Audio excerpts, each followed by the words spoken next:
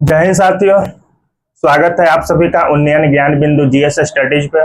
आज हम लोग भारतीय राज्य व्यवस्था के अंतर्गत नया चैप्टर नागरिकता को पढ़ेंगे। नागरिकता से पहले हमने 5-6 चैप्टर को पढ़ लिया है। अगर आपने क्लास नहीं देखा है तो आप हमारे उन्नयन ज्ञान बिंदु जीएस स्टडीज यूट्यूब चैनल पर प्लेलिस्ट बना हुआ है, भारतीय राज्य व्यवस्था के नाम से, इंडियन पॉलिटी के नाम से प्लेलिस्ट बना हुआ है, उसमें जाकर के आप सारी क्लास को कर सकते हैं। तो आप सभी का स्वागत है इस YouTube चैनल उन्नयन ज्ञान बिंदु जीएस स्टडीज पे। तो आइए आज की क्लास में नागरिकता को हम लोग विस्तार पूर्वक पढ़ेंगे कि नागरिकता है क्या, ये किस अनुच्छेद में आते हैं, किस भाग में आते हैं, इसके अनुच्छेद में किस किस बात की चर्चा की गई है, उसी चीज को आज की क्लास में हम लोग विस्तार से पढ़ेंगे। तो दोस्तों, क्लास शुरू होने से पहले आप लोगों से मेरा विनम्र निवेदन है, आप हमारे चैनल उन्नयन ज्ञान बिंदु जीएस स्टडीज को सब्सक्राइब कर दीजिए। आप लोग सब्सक्राइब नहीं करते हैं, आप लोग सब्सक्राइब कर दीजिए, ये हमारा जो है आप लोगों से निवेदन है। तो चलिए नागरिकता को पढ़ते हैं। नागरिकता साथियों भाग 2 में है। संविधान के किस भाग में है? तो भाग 2 में है। और वही भाग 2 में अनुच्छेद 5 से 11 तक नागरिकता संबंधित प्रावधान किए गए हैं। 5 से 11 अनुच्छेद और भाग 2 में नागरिकता संबंधित प्रावधान है। नागरिकता का मतलब यह हुआ कि किसी भी व्यक्ति को किसी राज्य की नागरिकता मिला हुआ है तो वो व्यक्ति और राज्य के बीच कानूनी संबंध को स्थापित करना। जैसे कि हम सभी भारत के नागरिक हैं तो हमें भारत राज्य का नागरिक मिला हुआ है, हम लोग भारतीय नागरिक हैं, तो हमारे और हमारे देश के बीच जो कानूनी संबंध है उस संबंध को स्थापित करना ही नागरिकता कहलाता है। देश की संसद या देश किसी व्यक्ति को जब नागरिकता देता है तो देश को भी उस व्यक्ति से कुछ उपेक्षा रहती है और उस व्यक्ति को भी देश से उपेक्षा रहती है। जैसे हमें भारत देश की नागरिकता मिली है तो देश की भी हमसे उपेक्षा है कि देश के ऊपर जब संकट के बादल मंडराए तो हम जाकर के अपनी मातृभूमि की रक्षा करें, अपने देश की सेवा में लग जाएं। और इसके बदले देश ने भी हमें कई सारे अधिकार दिए हैं, जैसे मतदान का अधिकार, संवैधानिक पद को हासिल करने का अधिकार, तो तमाम तरह के अधिकार जो मौलिक अधिकार हैं वो सब अधिकार जो केवल भारतीयों को मिला है, यहाँ पर विदेशी को नहीं मिला है। ठीक, कुछ ऐसे अधिकार हैं जो केवल भारतीयों को मिला है, विदेशी को नहीं मिला है उस नागरिकता के बदले। जैसे अगर अनुच्छेद 15 की बात करें, 16 की बात करें, 19 की बात करें, 29 की बात करें और 30 की बात करें, 15, 16, 19, 29, 30, 1, 2, 3, 4, 5, ये 5 जो विशेष तौर पर ये मौलिक अधिकार है, ये सिर्फ और सिर्फ भारतीय नागरिकों को प्राप्त है, भारतीय नागरिक को प्राप्त है। जैसे अनुच्छेद 15 क्या कहता है? तो अनुच्छेद 15 ये कहता है लिंग के आधार पर, जाति के आधार पर, जन्म स्थान के आधार पर, धर्म के आधार पर किसी व्यक्ति के साथ भेदभाव नहीं किया जाएगा, ये अनुच्छेद 15 कहता है। अनुच्छेद 16 कहता है लोक नियोजन में अवसर की समानता, ये अनुच्छेद 16 कहता है। 15-16 के बाद 19 हुआ, ये जो है मूल मौलिक अधिकार है, ये हुआ 19। कहीं भी आने जाने की स्वतंत्रता, कहीं भी आने जाने की स्वतंत्रता जो है अनुच्छेद 19 के अंतर्गत, अनुच्छेद 19 में 6 तरह की स्वतंत्रता की बात की गई है। कहीं आने जाने की स्वतंत्रता, आप किसी भी राज्य में आ जा सकते हैं, आप संगठन बना सकते हैं, आप बोल सकते हैं, अपनी बातों को रख सकते हैं, बोलने की स्वतंत्रता, ये सब अनुच्छेद 19 में है। अनुच्छेद 29 में अल्पसंख्यकों के संरक्षण की बात कही गई है, अल्पसंख्यकों के हितों की बात कही गई है। वही अनुच्छेद 30 की बात करें तो अल्पसंख्यक लोग अपने संरक्षण और अपने हितों को ख्याल में रखते हुए वे अपने शिक्षण संस्थान खोल सकते हैं, वो अपना संगठन बना सकते हैं। ये सब की चर्चा अनुच्छेद 30 में कही गई है। तो 15, 16, 19, 29, 30 ये जो 5 जो अनुच्छेद है ये केवल भारतीयों को प्राप्त है, केवल भारतीयों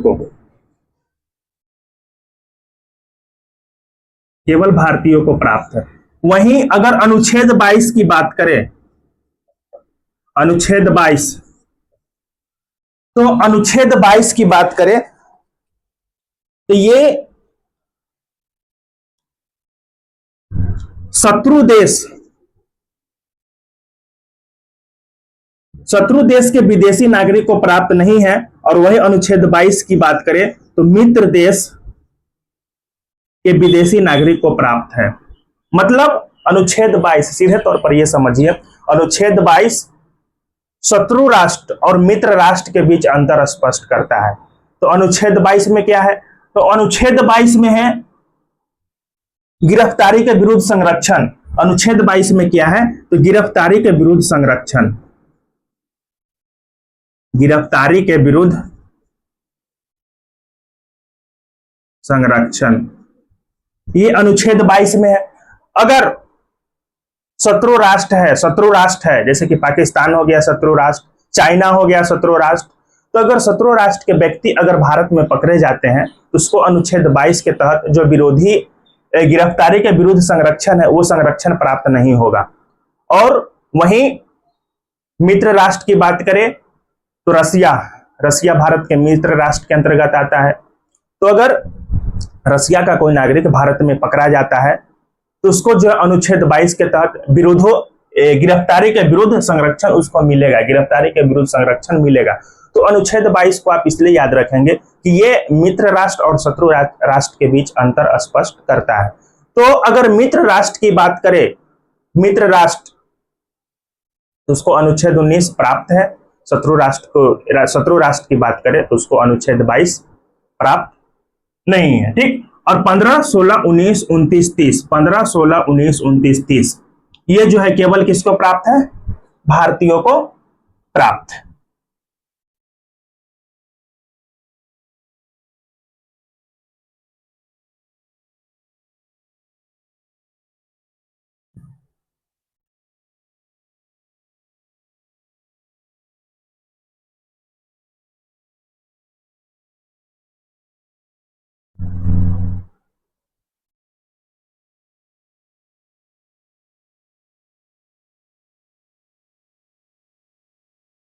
आइए अब इससे आगे देखते हैं। वहीं नागरिकता की बात करें दोस्तों तो भारत में एकल नागरिकता प्राप्त है, एकल नागरिकता, एकल नागरिकता। ठीक। भारत में एकल नागरिकता का स्वरूप है, जैसे कि हम सभी को एक नागरिकता प्राप्त है, देश की नागरिकता जो हमें संसद ने दिया है, नागरिकता का अधिकार, नागरिकता जो प्राप्त है हमें देश की तरफ से नागरिकता का प्राप्त है, राज्य तो नागरिकता दिया नहीं है। और वही अमेरिका जैसे देशों में क्या है, वहां पर दोहरी नागरिकता है। अगर आप अमेरिका में निवास करते हैं तो वहां पर आपको दो तरह की नागरिकता लेनी होगी, एक राज्य की नागरिकता और एक जो है केंद्र यानी कि संसद की नागरिकता। तो वहां पर दोहरी नागरिकता है और भारत में एकल नागरिकता का प्रावधान है और ये ब्रिटेन के संसद से लिया गया है, मतलब ब्रिटेन की संसद में भी एकल नागरिकता का क्या है? प्रावधान है। तो ये सब बात है, आप इस चीज को याद रखेंगे।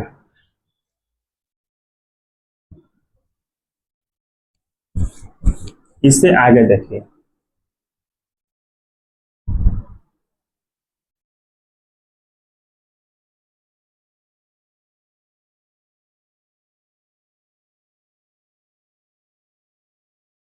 भाग 2 में तो नहीं है नागरिकता का प्रावधान और अनुच्छेद 5 से 11, अनुच्छेद 5 से 11 में नागरिकता का प्रावधान है। अनुच्छेद 5 क्या कहता है? अनुच्छेद 5 ये कहता है कि 26 जनवरी 1950 यानी कि अनुच्छेद 5 में ये बात का वर्णन किया गया है कि जिस दिन हमारा संविधान लागू हुआ 26 जनवरी 1950 को जब संविधान को लागू किया गया तो उस लागू के समय जितने भी लोग भारत में उपस्थित थे या भारत में रह रहे थे वो सबको भारत की नागरिकता दे दी गई, वो सबको भारत की नागरिकता दे दी गई। संविधान लागू के समय जितने भी लोग भारत में उपस्थित थे सबको नागरिकता दे दी गई, ये अनुच्छेद 5 कहता है। अनुच्छेद 6 क्या कहता है? अनुच्छेद 6 ये कहता है कि जब राष्ट्र का बंटवारा हुआ, भारत और पाकिस्तान जैसे राष्ट्र का बंटवारा हुआ, तो जो मुसलमान पाकिस्तान के समर्थन में थे वो पाकिस्तान चल गए और पाकिस्तान में रह रहे हिंदू, मुस्लिम, सिख, ईसाई सारे जाति धर्म के लोग एक साथ मिलजुल कर रहते थे। तो जो पाकिस्तान में रहने वाले हिंदू थे वो जो है पाकिस्तान छोड़ करके कहाँ आ गए? भारत आ गए। तो अनुच्छेद 6 ये कहता है कि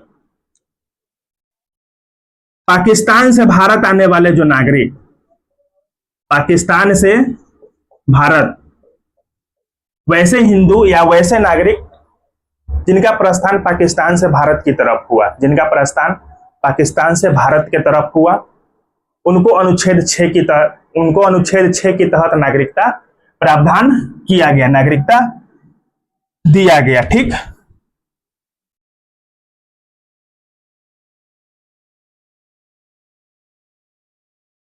और इसके लिए एक डेट निर्धारित किया गया था 19 जुलाई 1948। 19 जुलाई 1948, यानी कि 19 जुलाई 1948 से पहले कोई व्यक्ति पाकिस्तान से भारत आया है या 19 जुलाई 1948 के बाद पाकिस्तान से भारत आया है, उसको अनुच्छेद 6 के तहत भारत की नागरिकता दी जाएगी। अनुच्छेद 7 क्या कहता है? तो अनुच्छेद 7 ये कहता है कि मानकर चले कोई व्यक्ति यहां से रहने गया पाकिस्तान, जब बंटवारा हुआ तो कोई व्यक्ति यहां से रहने गया पाकिस्तान, ठीक, और पाकिस्तान जाकर के कुछ दिन रहा और उसको लगा कि नहीं, यहां से ज्यादा संरक्षण जो है हमें भारत में ही मिलता था, और वो पुनः पाकिस्तान छोड़ करके भारत आना चाहता है, तो वैसे व्यक्ति को अनुच्छेद 7 के तहत नागरिकता दिया जाएगा। ठीक, तो 5, 6 और 7, 6 और 7 में अंतर स्पष्ट हुआ। 6 में ये बात कहा गया कि जब देश का विभाजन हुआ तो वैसे नागरिक जो पाकिस्तान छोड़ करके भारत आ गए, उसको अनुच्छेद 6 के तहत नागरिकता दिया जाएगा। और अनुच्छेद 7 ये कहता है कि वैसे नागरिक जो भारत से पाकिस्तान गए, पाकिस्तान में कुछ दिन तक रहा और उसको लगा कि पाकिस्तान से ज्यादा संरक्षण हमें भारत में ही मिलता था और पाकिस्तान से ज्यादा हमारे लिए सही भारत ही है, और वैसे व्यक्ति जो पाकिस्तान में रहने के बाद भारत आया, उसको अनुच्छेद 7 के तहत नागरिकता दिया जाएगा। तो 6 और 7 में अंतर स्पष्ट होना चाहिए, कंफ्यूज नहीं होना है। ठीक,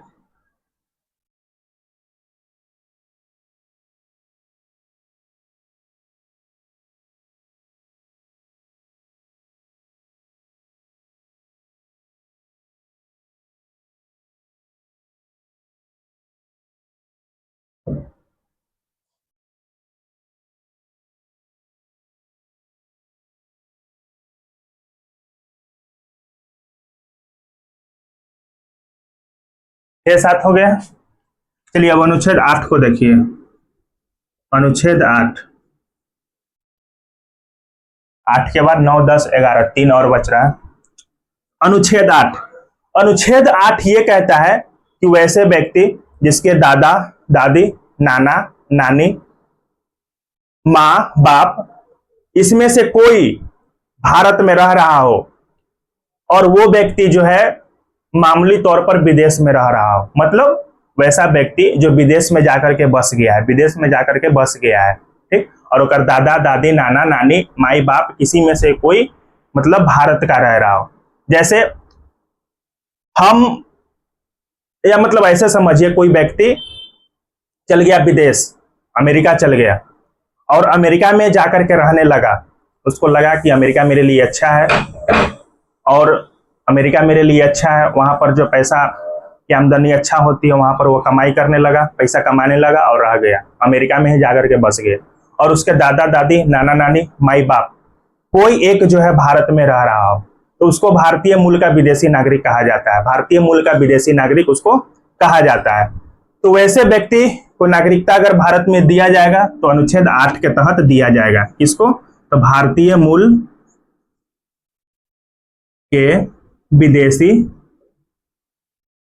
व्यक्ति, मतलब वो भले ही रह रहा है विदेश में लेकिन वो भारतीय मूल के हैं क्योंकि उसका जन्म भारत में हुआ है। या फिर ऐसे कह सकते हो, माई बाप भारतीय हैं, दादा दादी भारतीय हैं, नाना नानी भारतीय हैं, ठीक, तो वैसे व्यक्ति को नागरिकता अनुच्छेद 8 के तहत मिलेगा और उसको कहा जाता है PIO, person of Indian origin. इसी को PIO कहा जाता है, PIO, person of Indian origin. भले ही भारत में नहीं रह रहा है, विदेश में रह रहा है, लेकिन ओकर दादा दादी, नाना नानी, माई बाप, किसी में से कोई एक भारत में रह रहा हो, ठीक, तो वैसे व्यक्ति जो भारतीय मूल के हैं और विदेशों में रह रहा है उसको जो है अनुच्छेद 8 के तहत नागरिकता मिलेगा। लेकिन इसमें भी एक खास बात यह है कि अगर कोई भारतीय मूल के व्यक्ति पाकिस्तान में रह रहा है, चाइना में रह रहा है, बांग्लादेश में रह रहा है, नेपाल में रह रहा है, भूटान में रह रहा है, तो वैसे व्यक्ति को भारतीय मूल का विदेशी नागरिक नहीं माना जाएगा।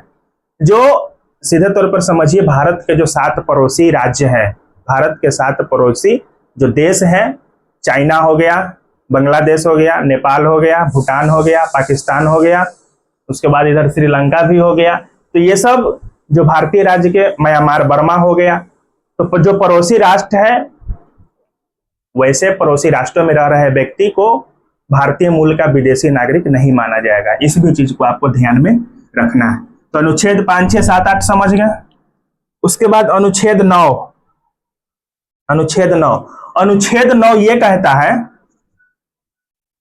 अनुच्छेद 9 कि अगर कोई व्यक्ति विदेश की नागरिकता को स्वीकार कर लेता है, विदेश की नागरिकता को कोई व्यक्ति स्वीकार कर लेता है, तो उसकी भारतीय नागरिकता जो है स्वेच्छा से खत्म हो जाएगी, मतलब खुद ही मतलब खत्म कर दिया जाएगा। जैसे कोई व्यक्ति यहाँ से अमेरिका गया, ब्रिटेन गया, लंदन गया और वहां की नागरिकता को वो स्वीकार कर लिया, वहां की नागरिकता को अपना लिया, तो जो भारत की नागरिकता है उसको समाप्त कर दिया जाएगा। ये जो है अनुच्छेद 9 कहता है, 9 कहता है। अनुच्छेद 9 के बाद अनुच्छेद 10, अनुच्छेद 10, अनुच्छेद 10, अनुच्छेद 10 ये कहता है कि जब तक भारतीय संसद नागरिकता पर कानून नहीं बनाए और भारतीय नागरिक को जो नागरिकता का अधिकार प्राप्त हुआ है तब तक वह अधिकार बना रहेगा।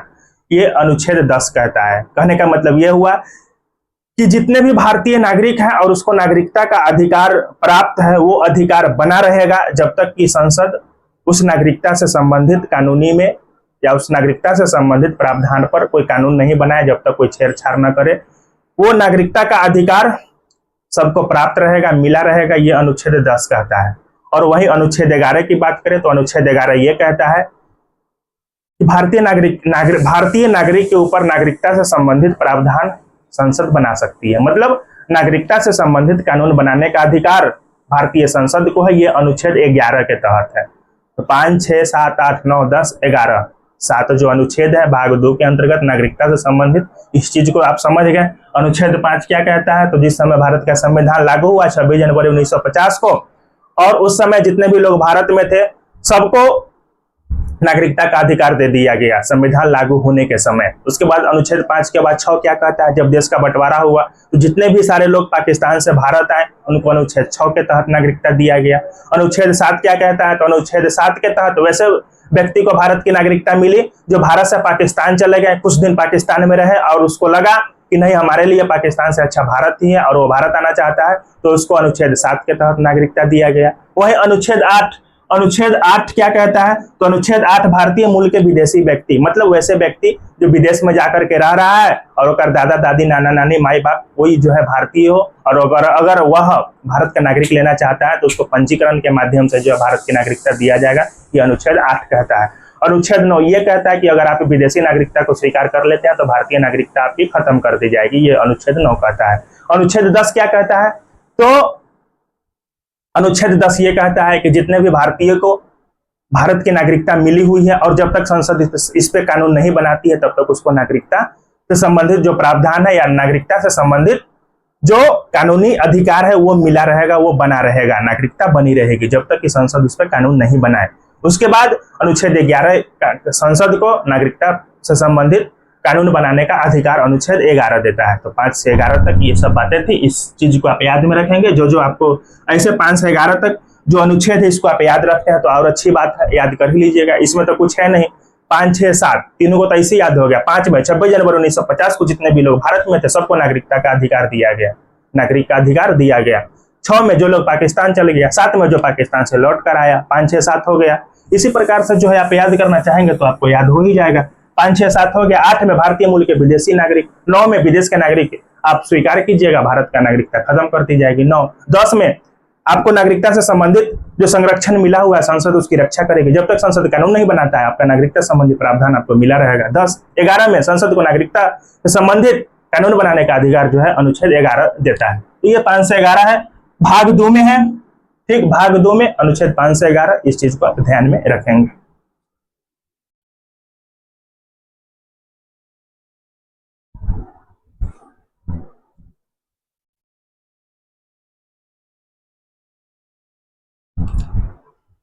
चलिए इससे आगे देखते हैं।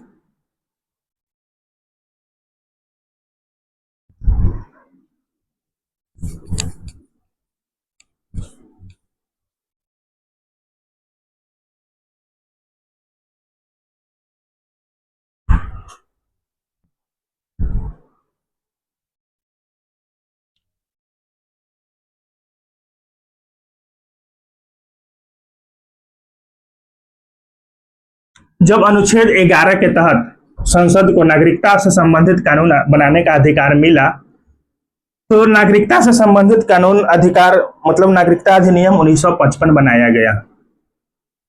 नागरिकता अधिनियम 1955, 1955, ठीक। नागरिकता अधिनियम 1955 मतलब संसद ने नागरिकता से संबंधित प्रावधान बनाए, कानून बनाए। और ये कानून किस अनुच्छेद के बनाया? संसद को नागरिकता से संबंधित कानून बनाने का अधिकार कौन अनुच्छेद देता है? तो अनुच्छेद 11 देता है। बहुत ही महत्वपूर्ण पॉइंट है। अनुच्छेद 11 को आप इसलिए याद रखेंगे कि संसद, भारत के संसद नागरिक के ऊपर नागरिकता से संबंधित कानून बनाती है अनुच्छेद 11 के तहत।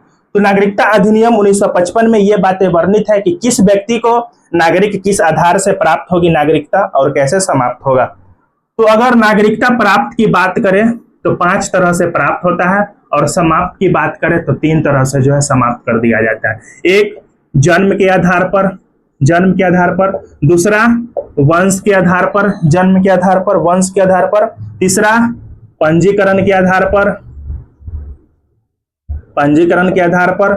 चौथा, देशीकरण के आधार पर, देशीकरण के आधार पर। और वहीं पांचवा की बात करें तो भूमि विस्तार, भूमि विस्तार के आधार पर। ये 5 प्रकार से नागरिकता को आप प्राप्त कर सकते हैं। और वहीं दूसरा की बात करें समाप्त, तो परित्याग, बर्खास्तगी और वंचित किए जाने पर। एक, परित्याग करने पर, बर्खास्तगी करने पर, और 3 में वंचित किए जाने पर, वंचित किए जाने पर। मतलब अगर भारत की नागरिकता अगर आपको प्राप्त करना है तो ये 5 प्रकार से प्राप्त होती है, 3 तरह से समाप्त होता है।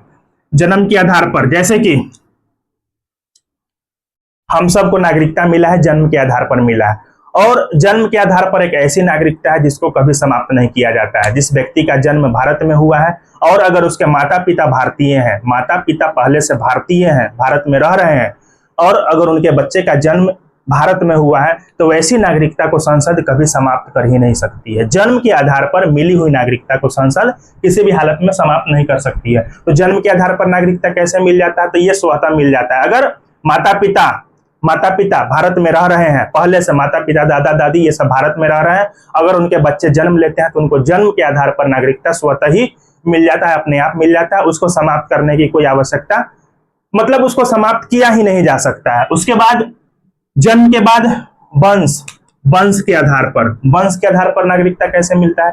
तो मानकर चलिए आपको भारत का नागरिक मिला हुआ है, आप भारत के नागरिक है, नागरिकता, भारत की नागरिकता आपको प्राप्त है, और आप चल गए अमेरिका, अमेरिका चल गए पैसा कमाने, कुछ दिन वहां रहे, और वहां जाने के क्रम में आप, यहाँ पर आपका शादी विवाह हुआ था, आप अपनी पत्नी के साथ चले गए वहां, और जब आप वहां चले गए तो वहां पर आपका बच्चा जन्म लिया, वहां पर आपका बच्चा हुआ, पैदा लिया बच्चा, तो क्या वहां पर आपका बच्चा जो जन्म लिया उसको अमेरिका का नागरिकता मिल जाएगा? नहीं, वो उसको अमेरिका का नागरिकता नहीं मिलेगा, क्योंकि आप भारतीय हैं, आप पति पत्नी दोनों भारतीय हैं, आप किसी उद्देश्य से गए हैं अमेरिका, अमेरिका जैसे देश या कोई और देश, लंदन, ब्रिटेन, जो भी समझ लीजिए, कोई देश किसी उद्देश्य से गए हैं, और वहां पर अगर आपके बच्चे का जन्म होता है तो उस बच्चे को जो नागरिकता मिलेगा, भारत की नागरिकता मिलेगी, वो वंश के आधार पर मिलेगा, वंश के आधार पर मिलेगा।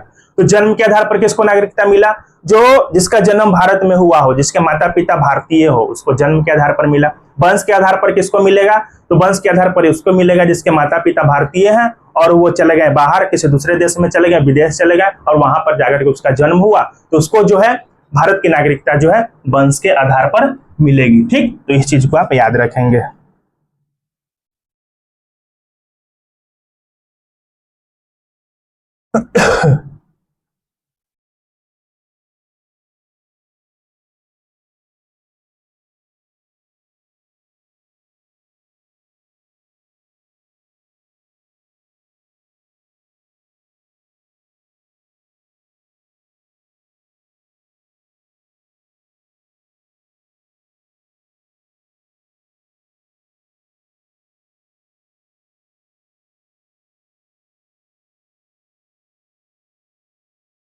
अब जन्म, वंश हो गया। अब पंजीकरण देखिए, पंजीकरण तीसरा नंबर पे है पंजीकरण। मतलब पंजीकरण से नागरिकता उसको मिली जाती है जो कम से कम 7 वर्ष तक भारत में निवास किया है। पंजीकरण से नागरिकता किसको मिलेगी? वैसे भारतीय नागरिक को, भारतीय नागरिक नहीं, वैसे व्यक्ति को भारत की नागरिकता मिलेगी जो कम से कम 7 वर्ष तक कहाँ निवास किया है? भारत में निवास किया है। अगर वह कम से कम 7 वर्ष तक भारत में निवास किया है तो वो जो अपना पंजीकरण करा करके रजिस्ट्रेशन के माध्यम से वो नागरिकता प्राप्त कर सकता है। लेकिन पंजीकरण से प्राप्त नागरिकता को खत्म किया जा सकता है। मतलब जिसको पंजीकरण के माध्यम से नागरिकता प्राप्त हुई है उसको क्या किया जा सकता है? खत्म किया जा सकता है, समाप्त किया जा सकता है। उसके बाद देशीकरण। अगर देशीकरण का मतलब यह हुआ, देशीकरण का मतलब यह हुआ कि अगर कोई विदेशी व्यक्ति भारत की संविधान में निष्ठा रखता है, भारत की संविधान के प्रति अपना आभार व्यक्त करता है, ठीक, भारतीय संविधान में निष्ठा रखता है, भारत के संविधान के प्रति आभार व्यक्त करता है, अगर वो, तो वैसे व्यक्ति को देशीकरण के माध्यम से नागरिकता दी जाती है। वैसे व्यक्ति को जो है देशीकरण के माध्यम से नागरिकता दी जाती है। लेकिन इसकी भी नागरिकता जो है छीनी जा सकती है, इसकी भी नागरिकता छीनी जा सकती है। देशीकरण से प्राप्त व्यक्ति को भी नागरिकता छीनी जा सकती है। और इसके लिए शर्त क्या है कि कम से कम 1 वर्ष तक भारत में रहा हो, 1 वर्ष तक भारत में रहा हो। मतलब ऐसा समझिए, जो कोई विदेशी व्यक्ति भारत में आया, वो विज्ञान के क्षेत्र में काम किया, साहित्य के क्षेत्र में काम किया, कला के क्षेत्र में काम किया, दर्शन के क्षेत्र में काम किया, और उसको लगा कि नहीं, भारत की संविधान बहुत अच्छा संविधान है, और भारतीय संविधान के प्रति अपना आभार व्यक्त किया, निष्ठा जताया, भारत के संविधान के प्रति उसके मन में श्रद्धा उत्पन्न हुई, और ये सब चीजों के प्रति अगर उसको लगाव हो गया, भारतीय संविधान के प्रति उसके मन में श्रद्धा है और वो इच्छा जाहिर करता है कि हमें भारत की नागरिकता मिले, तो वैसे विदेशी नागरिकों को देशीकरण के माध्यम से भारत सरकार नागरिकता देती है और उसको कम से कम 1 साल तक भारत में रहना होगा। तो पंजीकरण और देशीकरण दोनों में अंतर समझ गए। पंजीकरण का मतलब यह हुआ कि कोई विदेशी नागरिक अगर भारत में लगातार 7 वर्ष तक रह गया और 7 वर्ष तक रहने के बाद अगर उसको नागरिकता चाहिए तो रजिस्ट्रेशन के माध्यम से भारत सरकार उसको नागरिकता देती है। देशीकरण का मतलब वैसे व्यक्ति जो विज्ञान के क्षेत्र में, साहित्य के क्षेत्र में, कला के क्षेत्र में काम किया है और उसको भारतीय संविधान के प्रति निष्ठा है, श्रद्धा है मन में, और अगर उसको भारत की नागरिकता चाहिए तो उसको जो है देशीकरण के माध्यम से भारत सरकार उसको नागरिकता देती है, केंद्र की सरकार। उसके बाद भूमि विस्तार। भूमि विस्तार से नागरिकता उसको मिलती है, जैसे कि अभी पीओके है, पाक ऑक्युपाइड कश्मीर, वैसे कश्मीर का क्षेत्र जिस पर पाकिस्तान का अधिकार है। अगर भारत सरकार या भारत की सेना अगर उस क्षेत्र को जीत लेती है, उस क्षेत्र को जीत करके पीओके को अपने कब्जे में कर लेती है, तो जैसे ही पीओके भारत के कब्जे में आएगा तो उस क्षेत्र की जो जनता है उसको, जनता जो है उसको भूमि विस्तार के माध्यम से उसको जो है भारत की नागरिकता दे दी जाएगी। ठीक, तो ये सब बात हुआ। तो जन्म के आधार पर, वंश के आधार पर, पंजीकरण, देशीकरण और भूमि विस्तार, 5 प्रकार से जो है नागरिकता दी जाती है। आपको समझ में आ गया? तो पीओके के जीतने के बाद वहां के लोगों को जो नागरिकता मिलेगी वो किसके तहत मिलेगी? भूमि विस्तार के तहत मिलेगी। अब परित्याग, अपनी इच्छा से त्याग करना, नागरिकता को समाप्त करना है तो परित्याग के माध्यम से कैसे समाप्त होता है? अपनी इच्छा से त्याग कर दिए, अपनी इच्छा से त्याग कर दिए, अपनी इच्छा से क्या कर दिए? त्याग कर दिए। मतलब आप चले गए, यहाँ की नागरिकता को समाप्त करके आप किसी दूसरे देश चले गए, वहां की नागरिकता को ग्रहण कर लिए, तो जो है इसको जो है परित्याग के माध्यम से समाप्त कर दिया जाता है। आप अपनी इच्छा से इसको छोड़ देते हैं। बर्खास्तगी का मतलब होगा दूसरे देश का नागरिकता ग्रहण करने पर, दूसरे देश की नागरिकता जैसे ही आप ग्रहण करेंगे, दूसरे देश की नागरिकता को जैसे ही आप ग्रहण करेंगे तो आपको यहां से बर्खास्त कर दिया जाएगा। परित्याग और बर्खास्त में आप अंतर समझेंगे, दोनों एक जैसा नहीं है। परित्याग का मतलब हुआ अपनी इच्छा से भारत की नागरिकता को छोड़ देना। आप अपनी इच्छा से त्याग दिए, आप अपनी इच्छा से त्याग पत्र दिए हैं यहाँ की नागरिकता से, जो आपको यहाँ की नागरिकता के तहत जो आपको अधिकार मिला हुआ था उसको आप छोड़ दिए, तो वो परित्याग हो गया। बर्खास्तगी का मतलब आप दूसरे देश में चले गए, दूसरे देश की नागरिकता को ग्रहण कर लिए, तो आप एक साथ 2 देशों की नागरिकता को नहीं रख सकते हैं। आप दूसरे देश की नागरिकता को जैसे ही ग्रहण करेंगे तो यहाँ की नागरिकता से आपको क्या कर दिया जाएगा? बर्खास्तगी कर दिया जाएगा। वंचित, लगातार 7 वर्ष तक, लगातार 7 वर्ष तक लगातार 7 वर्ष तक आप भारत नहीं आए, मतलब दूसरे देश में जाकर के रह लिए, या फिर युद्ध के समय, युद्ध जिस समय जो है मानकर चलिए देश पर संकट के बादल मंडरा रहे हैं, युद्ध जैसा क्षेत्र है, मतलब युद्ध जैसा संभावना बन रहा है, और युद्ध के समय अगर आप शत्रु देश की मदद करते हैं तो आपको यहाँ की नागरिकता से वंचित कर दिया जाएगा। या लगातार आप 7 वर्ष तक भारत नहीं आते हैं, वैसे व्यक्ति जो विदेश गया कमाने और वो लगातार 7 वर्ष तक भारत नहीं आएगा, उसको जो है नागरिकता से वंचित कर दिया जाता है, और वैसे व्यक्ति को बोला जाता है एनआरआई। और एनआरआई जो होता है नॉन रेसिडेंशियल इंडियन, ये जो है बीच बीच में भारत आते रहता है। जैसे कि हम चल गए यहाँ से विदेश कमाने, अमेरिका गए, सऊदी गए, बहुत सारे लोग जाता ही है, सऊदी, कतर, अबू धाबी, ये सब कमाने के लिए जाता है। तो कमाने के लिए गया तो उसका वीजा बनता है, उसके पास वीजा पासपोर्ट रहता है, तो वो 2 साल 3 साल के अंतराल पर जो है भारत आते रहता है। अगर वो 7 साल से ज्यादा दिन के अंतराल तक वो रह गया, लगातार 7 वर्ष तक भारत नहीं आएगा, तो उसको जो है भारत की नागरिकता से वंचित कर दिया जाएगा। ठीक, तो आप तीनों को समझ गए। परित्याग मतलब आप अपनी इच्छा से भारत की नागरिकता को परित्याग करते हैं, तो परित्याग के अंतर्गत आता है बर्खास्तगी। जैसे ही आप दूसरे देश की नागरिकता को ग्रहण करेंगे तो यहाँ की नागरिकता से आपको बर्खास्त कर दिया जाएगा।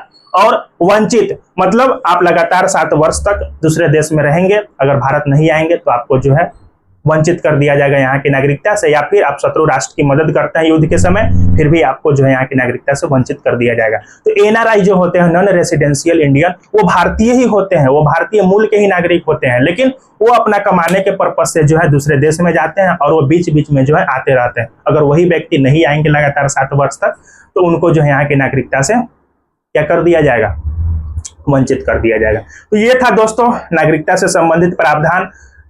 आज की क्लास को इतना ही, यहीं पर आज की क्लास को रोकते हैं, मिलते हैं अगले क्लास में। तो ये था नागरिकता से संबंधित कुछ बातें जो कि हमने आपको बताया। अनुच्छेद 5 से 11 तक नागरिकता से संबंधित प्रावधान है।